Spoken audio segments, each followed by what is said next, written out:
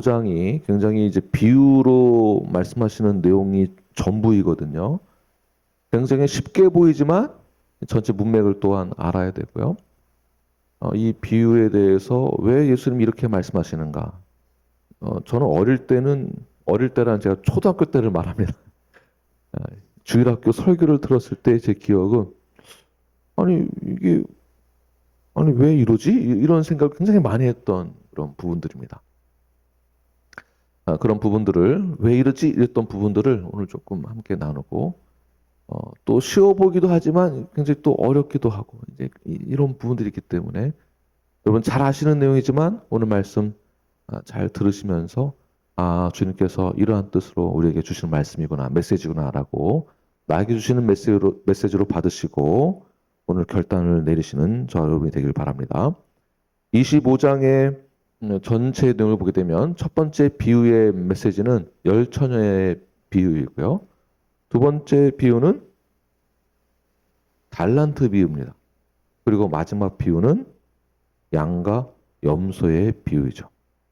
열 처녀의 비유는 준비된 자와 준비되지 않은 그러니까 슬기로운 자, 미련한 자를 상징적으로 말하고 있는 그 신부를 말하고 있고요. 달란트 비유는 충성된 종과 게으른 종, 연관성이 있죠. 그리고 마지막 비유가 뭐라고요? 양과 염소, 심판을 상징하는 내용입니다. 그러니까 양과 염소만 얘기하면은 잘 이해가 안 되는 건데 문맥을 보면 심판이구나 라고 충분히 이해할 수 있는 근거가 있는 내용들이 있죠. 어, 오늘 본문의 이제 결론을 보게 되면 준비가 되어야 된다. 준비가 되어야 된다.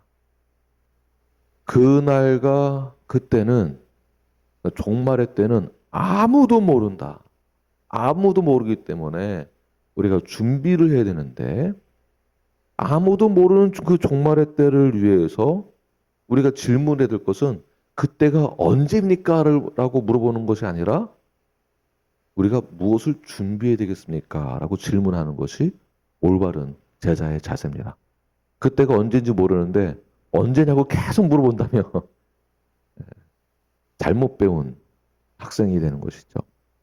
그래서 어떻게 준비해야 되는가에 대한 종말에 대해서는 어떻게 준비를 해야 되는가에 대해서 우리가 집중해야 될 것이고요.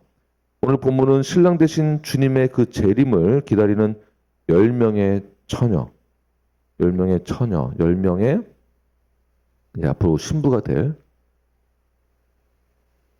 네,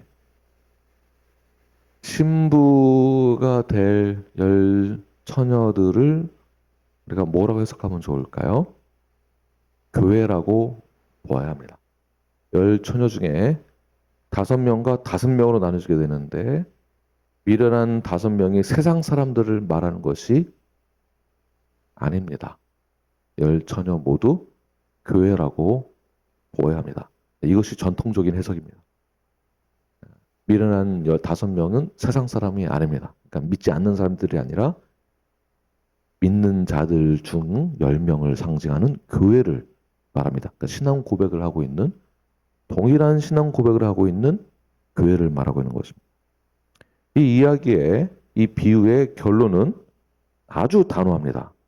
마지막 결론은 그 5명에 대해서 나는 너를 알지 못한다. 동일한 신앙 고백을 하고 있는 10명 중에 미련한 5명에 대해서 단호한 선언, 나는 너를 알지 못한다.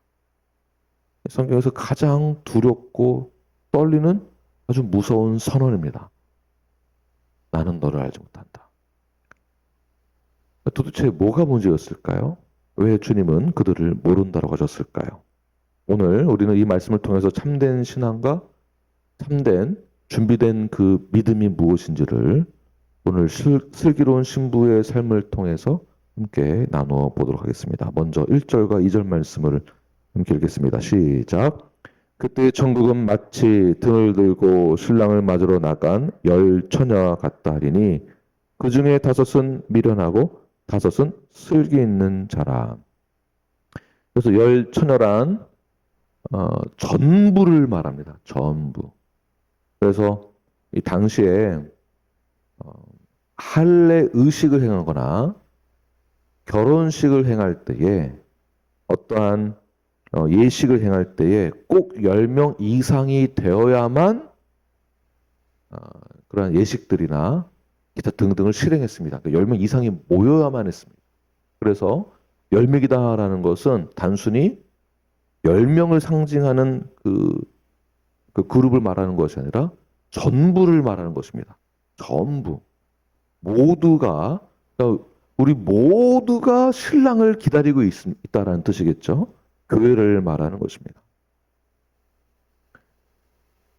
이 교회를 이 신부라고 말을 하고 이 신부는 아직 처녀인 상태입니다. 왜 처녀인가? 결혼을 하지 않은 정약된 상태, 약혼된 상태를 말하는 것이죠. 이미 이 열 처녀의 비유를 든다고 했을 때 그 전에 약혼에 대한 것을 예수님께서 비유를 말씀하셨죠. 그래서 약혼, 정혼된 약혼자, 그래서 처녀라고 말하고 있는 것이죠.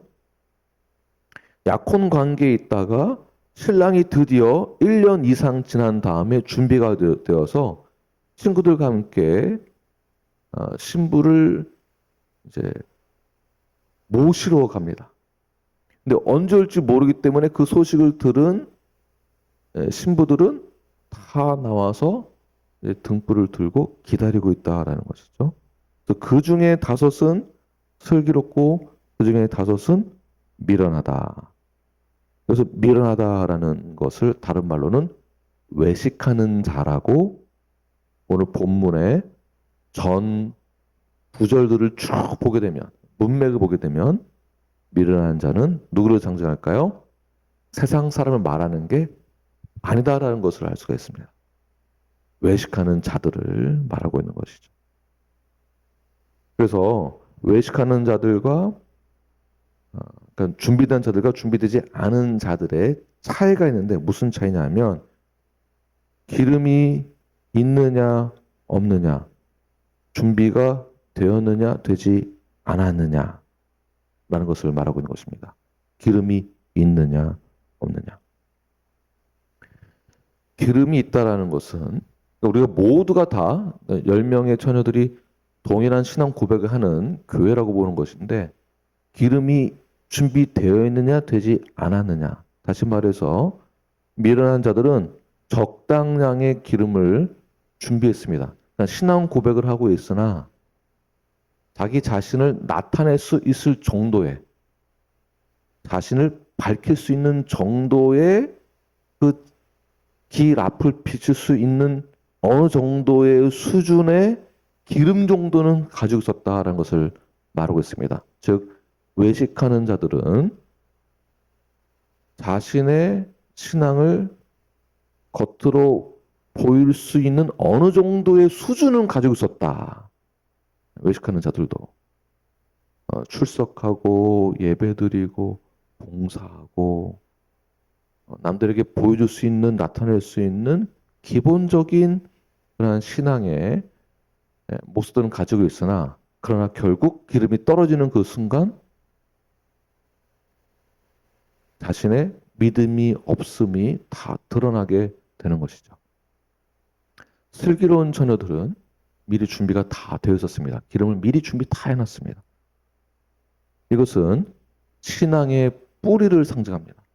신앙의 뿌리가 깊이 내려져서 흔들리지 않는 것이죠. 이것이 근원이 되어 이 신앙 고백과 삶이 함께 모아져서 자신이 앞으로 오실 그 신랑 되시는 예수 그리스도의 재림 때에 내가 이만큼 준비되었다라는 것을 충분히 나타낼 수 있을 정도의 기름의 그 양을 가지고 있었다라는 것입니다. 흔들리지 않고 재림, 종말의 때에 두려워하지 않고 오히려 준비된 자들은 기쁨과 감사와 축제의 향연으로 나 자신을 나타낼 수 있을 정도로 충분한 그 기름을 가지고 있었다라는 것. 이 어린 양 이 아내는 자신을 단정하게 그리고 정결하게 지킴으로써 그날을 기다리는 우리 신부의 모습을 볼 수가 있습니다. 자, 우리 모두는 주님의 그 재림을 기다리는 자들입니다. 그러니까 우리 신앙생활을 할 때에 우리의 삶의 목표를 어디에 두냐 하면 내가 잘 먹고 잘 사는 것이 아니라 나는 얼만큼 다시 오실 예수님의 재림의 때에 내가 얼마나 준비가 되어 있는가. 우리는 그날을 기다리는 사람들입니다. 잘 먹고 잘 사는 거에 집중이 아니라 나는 그분만을 다시 볼 날을 위해서 기다리는 것입니다. 기다리는 자. 그 신부가 약혼을 하고 신랑이 나를 찾으러 오는 그 날을 얼마나 그 학수고대하면서 기다리고 있었을까요? 그 날을 기다리는 것입니다. 조금은 외롭고 힘들고 걱정도 되고 언제 나를 데리러 올까라는 그런 불안감도 있지만 한편으로는 신랑이 오는 그 날을 생각하고 환상 속에서 그 상상을 하는 거겠죠. 그날이 얼마나 그 신랑이 친구들 다 데리고 그 축제 가운데 혼인잔치가 열릴 그 날을 생각하면서 버티는 겁니다. 기쁨으로 기다리는 것입니다. 그렇다면 우리는 재림의 때를 기다리는 그러한 슬기로운 처녀로서 신부로서 어떻게 살아가고 있는가? 단순히 나는 예배 잘 드렸으니까 이 정도면 됐지라는 마음으로 신앙생활하고 있지는 않습니까?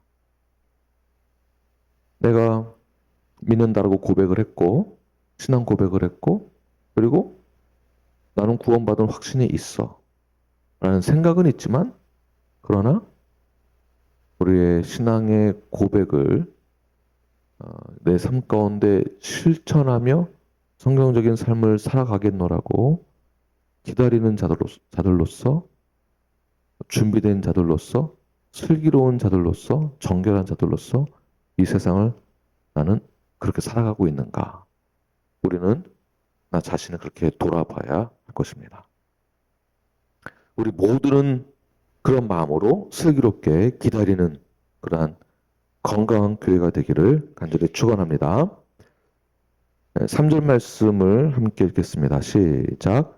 미련한 자들은 등을 가지되 기름을 가지지 아니하고. 다시 말해서 미련한 자들은 기름을 가져가지 않았습니다. 그러니까 등만 가지고 갔다. 등만 가지고 갔다는 것은 외식적인 것만 나타내는 것입니다. 그러니까 등만 가지고 가고 기름이 없다라는 것은 외식적으로 모든 것을 다 갖추고 있는데 기름이 상징하는 것이 무엇일까요?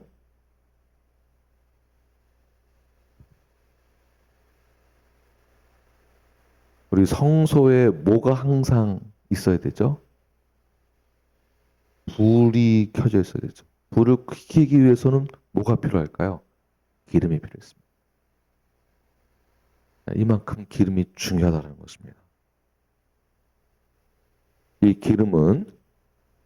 기름이 없는 자들은 원칙이 없다라고 보는 것입니다. 뿌리가 없고 원칙이 없고 신앙의 성숙과 성장이 없다라는 것을 볼 수가 있습니다. 그러므로 슬기로운 신부는 미리미리 잘 준비하는 것이죠. 왜냐하면 신랑이 언제 올지 모르기 때문에. 4절 말씀 읽겠습니다. 시작. 슬기 있는 자들은 그릇에 기름을 담아 등과 함께 가져갔더니 미련한 자들은 등 먼저 가져가고 기름을 안 가져갔고 슬기로운 자들은 기름을 먼저 담아서 등을 가지고 갔다. 이 순서도 다르죠. 이 슬기로운 처녀들은 성령 안에 거하는 자들이고요. 주님의 음성에 귀를 기울일 줄 아는 순종하는 자녀들입니다. 그렇다면 준비되지 않은 자들은 과연 어떻게 되는 것일까? 10명 중에 이 5명 미련한 자들은 어떻게 되는 것인가? 10절부터 12절 말씀 함께 읽겠습니다. 시작. 그들이 사러 간 사이에 신랑이 오므로 준비하였던 자들은 함께 혼인잔치에 들어가고 문은 닫힌지라. 그 후에 남은 처녀들이 와서 이르되 주여 주여 우리에게 열어주소서. 대답하여 이르되 진실로 너에게 이르노니 내가 너희를 알지 못하노라 하였느니라. 어릴 때에 아니 그 기름을 못 가져올 수도 있잖아요. 막 급하게 나오느라고. 그래서 아이고 기름 못 가져온 사람이 그 친구한테 기름을 좀 빌려달라고 했을 때 조금 나눠줘라 했을 때 좀 당연히 나눠줘야 되는 거 아닌가? 왜? 야, 내가 너 줄 거 없으니까 너 그 사러 가 그냥. 난 못 줘. 이거 이기적인 거 아닌가? 이게 제 어릴 때 생각이었었습니다. 당연히 성도면은 나눠줘야지, 베풀어야지. 혹시 여러분도 이런 생각 안 하셨습니까? 왜 그걸 사러 가라고 그 사이에 신랑이 오면 어떡하려고 어떻게 이러지? 되게 나쁘다. 저는 이렇게 생각했었거든요. 여기서 중요한 것이 무엇이냐 하면 기름은 누가 준비해야 되는가? 남이 준비해 주는 게 아니고 기름을 준비해야 될 몫은 자기에게 있는 것입니다. 본인이 해야 하는 것이죠.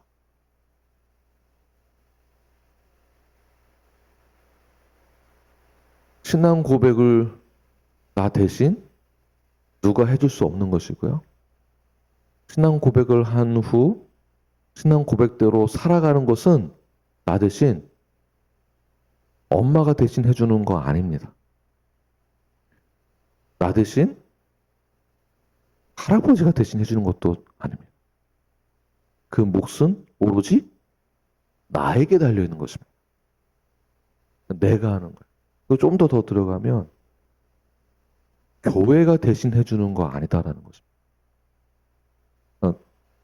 교회 분위기가 좋기 때문에 우리 교회가 좋은 교회야. 단순히 이렇게 해석할 수도 없다라는 것이에요. 첫 번째, 그 몫은, 기름 준비된 몫은 나에게 있는 것이고요. 그 기름을 준비한 개인이 모인 곳이 교회입니다. 교회가 뭔가를 잘하고 교회가 뭔가를 은혜를 많이 주고 교회가 뭔가를 많이 하는 것이 곧 내가 하는 것처럼 생각해서는 안 된다라는 것이에요. 내가 기름을 잘 준비했기 때문에 교회가 그렇게 되는 것입니다. 그래서 여러분들이 교회를 생각했을 때 나와는 저는 상관없는 것처럼 말씀하시면 안 됩니다. 이런 차원에서. 아, 말이야. 교회가 말이야. 이렇게 해야지. 맞는 말인데 결국에는 교회가 한다는 것은 내가 해야 한다는 것을 말하는 것이 되는 것입니다. 내가 준비하는 것입니다. 내가. 그리고 나서 준비된 자들은 혼인잔치에 들어가게 되고요. 준비되지 않은 자들은 기름을 사러 가는 사이에 이미 신랑이 와버렸습니다. 그리고는 혼인잔치가 일렀다는 것이죠. 그리고 준비하였던 자들은 함께 혼인잔치에 들어가고 문은 닫혔다. 방주의 문이 닫혔던 것처럼 혼인잔치의 문도 닫힌다. 이 본문 역시, 이 구절 역시 어릴 때 하나님 너무 매정하시다. 어떻게 이럴 수 있나. 그래도 절반 정도는 준비하고 기다리고 잠깐 그 사이에 그러면 잠깐 그 사이에 기름 사러 갈 수도 있지. 언제 하루 종일 이거 기름 들고 있으면은 기름 떨어질 텐데 이 등불이 어떻게 하루 종일 켜져 있을까. 몇 날 며칠 동안 기다리는데 안 오고 그 사이에 기름 사러 갔을 때 신랑 오시면 제가 상상을 엄청나게 했었습니다. 그러면은 이 등불을 켜고 있을 때 기름이 떨어질지 모르니까 내가 누구를 시켜야 되나? 그러면 이 사람이 기름 사러 간 사이에 신랑 오면 그럼 그 사람은 뭐가 되나? 별의별 생각을 다 했습니다. 근데 오늘 본문만 딱 생각하면 이런 상상 속에 빠지는 거예요. 오류에 빠지게 됩니다. 전체 문맥을 보게 되면 그 뜻이 아니라 그만큼 준비가 되어 있어야 함을 말하고 있는 것이죠. 늦게 온 처녀들이 결국에는 문이 닫혀 있을 때 문을 두드리면서 말을 하죠. 주여, 주여, 이 문 열어주세요. 신랑이여, 이 문을 열어주세요. 라고 했을 때 그 신랑 대신 주님이 뭐라고 말씀하십니까? 나는 너를 알지 못한다. 이 뜻은 야, 너가 늦어서 그래. 시간 제대로 지켜. 내가 오는 거 그거 딱딱 못 맞추나? 너 늦었기 때문이야. 라는 의미가 아니라 내가 너를 알지 못한다라는 것은 이걸 적으십시오. 너와 나와의 관계는 아무것도 아니다라는 뜻입니다. 미련한 5명도 10명 안에 들어가 있었습니다. 그러나 나는 너를 알지 못한다라는 것은 너는 나와 아무런 관계가 없다라는 선언입니다. 다시 말해서 교회 안에 있다라고 해서 교회에서 예배를 드렸다라고 해서 기도를 많이 했다라고 해서 멤버십에 사인을 했다라고 해서 모두 10명 다 슬기로운 처녀가 아니다라는 것이죠. 그리고 그 중에 몇몇은 너와 나는 아무런 관계가 없다라는 말을 듣게 된다는 것입니다. 그가 누구일까요? 준비되지 않은 미련한 자, 즉 외식하는 자들을 말하는 것입니다. 그러므로 우리는 어떻게 살아가야 될까요? 13절 말씀을 함께 읽겠습니다. 시작. 그런즉 깨어있으라. 너희는 그 날과 그때를 알지 못하느니라. 무슨 뜻일까요? 그때를 알지 못한다. 예수님은 누차 말씀하십니다. 그 날은 아무도 모른다. 그런데 우리는 무엇을 질문합니까? 그때가 언제예요? 그때만 알려주시면 제가 그때까지 잘 준비할게요. 그 얘기가 아니죠. 그때를 알지 못하기 때문에 그 날을 위해서 질문이 그때가 언제인지를 물어보는 것이 아니라 내가 그 날을 위해서 어떻게 준비를 해야 되겠습니까? 무엇을 준비해야 되겠습니까? 나는 어떠한 슬기로운 자녀가 될 수 있겠습니까? 그 몫을 내가 감당하겠습니다. 그때까지 깨어 있겠습니다. 자, 우리는 시간표를 알아야 되는 사람이 아니라 우리는 항상 준비되어야 하는 사람들입니다. 깨어 있어야 된다라는 것은 작은 일부터 충성하는 것입니다. 작은 것부터. 외식주의에 빠지지 않도록 작은 일부터 충성하되 외식주의에 빠지지 않는 것이죠. 나는 내 할 일 다 했다라는 것으로만 신앙생활을 잘하고 있다고 생각하지 마시고 슬기로운 자녀들은 말씀에서 선포되어진 그 메시지를 받아들이고 그 말씀에 순종하는 자들입니다. 그 순종을 충성되이 감당하는 것입니다. 그게 달란트의 비유입니다. 충성되이 맡겨진 일들을 잘 감당하는 것. 작은 것부터. 그 작은 것을 이제 해석을 다양하게 많이 할 수가 있습니다.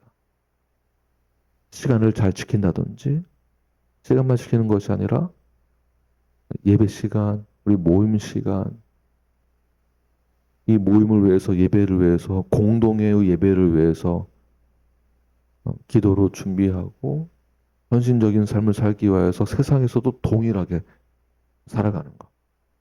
세상에서 동일하게 살아갔을 때에 세상으로부터 충성된 자들은 주님께 충성된 자들은 세상에서부터 인정받게 됩니다. 그렇게 인정받는 자들은 당연히 자연스럽게 성공하게 되는 것이죠.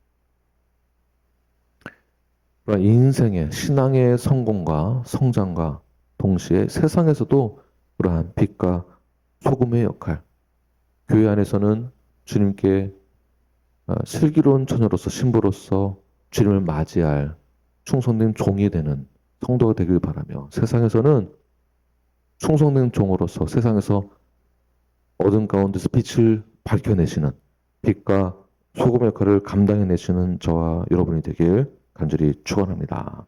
기도하겠습니다.